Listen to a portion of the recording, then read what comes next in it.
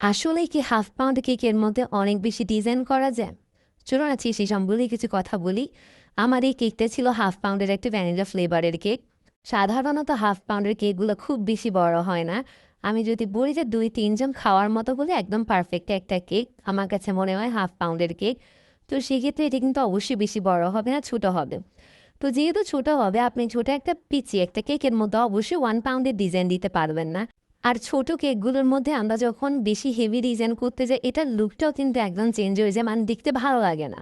সেজন্য আমি বলব যে সবসময় চেষ্টা করবেন ছোট কেকের মধ্যে সিম্পল ডিজাইন রাখার। যত সিম্পল ডিজাইন রাখতে পারবেন আপনার কেকটা ততই দেখতে সুন্দর লাগবে।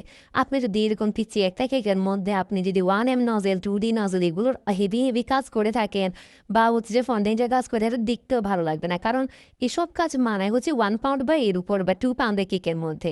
সো অলওয়েজ 2 পাউন্ডের কেকের মধ্যে এমন সিম্পল ডিজাইন করার ট্রাই করবেন যাতে করে আপনার কেকটা দেখতেও এলিগেন্ট লাগে, কাস্টমারের কাছেও ভালো লাগে।